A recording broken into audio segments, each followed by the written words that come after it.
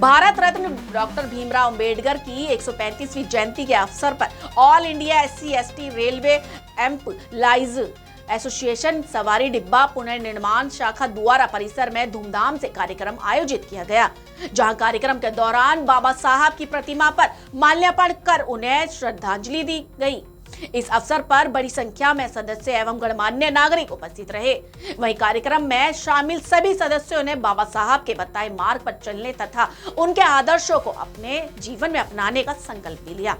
कार्यकारी अध्यक्ष अरुण कुमार ने अपने संबोधन में कहा कि हमें संविधान का पालन करते हुए समाज में समानता और न्याय की भावना को मजबूत करना चाहिए। वहीं कोषाध्यक्ष CL मरावी ने सभी से अपने कर्तव्यों के प्रति सजग और जिम्मेदार रहने का आह्वान किया। उन्होंने कहा कि बाबा साहब के विचार आज भी समाज के लिए मार्गदर्शन है।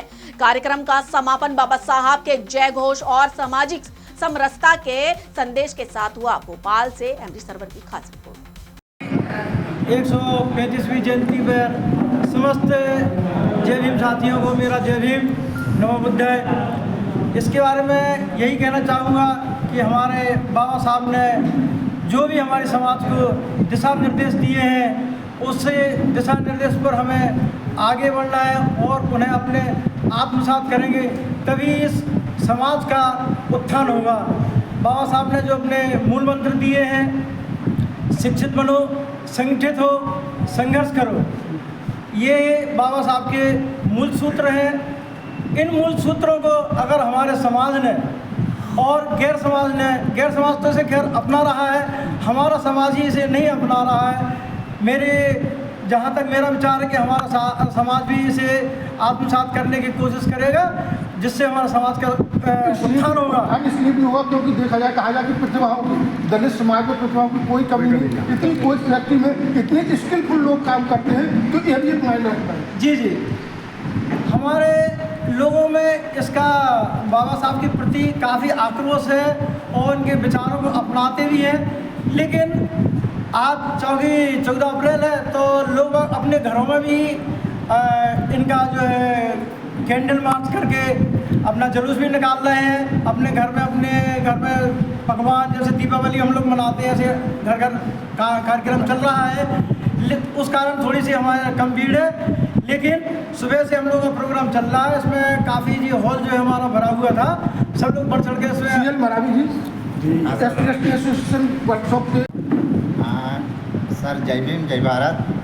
साथियों, ये आज हमारे डॉक्टर बाबा साहब की 135वीं जयंती के उपलक्ष्य में हम लोग जो एकत्रित हुए, तो हमें यही प्रेरणा मिला डॉक्टर बाबा साहब से। डॉक्टर बाबा साहब ने शिक्षित बनो, संगठित रहो और संघर्ष करो, ये शिक्षा तो दिया और सबने शिक्षित भी हो गया, संगठित भी हो गए, संघर्ष भी कर रहे हैं। लेकिन संघर्ष करने की तरीका अभी भी सही नहीं अपना पाए।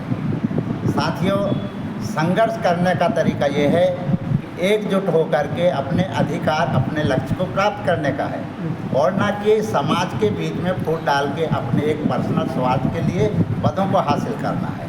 अभी के समाज में हर समाज अपने मुट्ठी भर समाज आपस में 50 संगठन तैयार कर लिए हैं और आज आपस में पदों के लिए लड़ रहे हैं, समाज के लिए नहीं। हमें शिक्षित तो हो गए हैं, लेकिन वो शिक्षा का उपयोग हम नहीं कर रहे हैं। हम शिक्षित होकर अपने आप में ये भूल गए कि हमारे पीछे या पूर्व लोग अशिक्षित हैं, हम जाकर उन्हें जगाने की कोशिश करें। तो भाई हिंदू कोड बिल को अवश्य पढ़ें और उसकी प्रोसीडिंग को और संसद में उसकी कार्यवाही को मेरा अनुरोध है। तमाम महिलाओं से, सभी इस देश के प्रत्येक नागरिक से अनुरोध है कि वे हिंदू कोड बिल को अवश्य पढ़ें, ताकि उन्हें जान सके कि उन्हें समाज को क्या दिया है, पिछले समाज को और महिलाओं को क्या दिया है। धन्यवाद।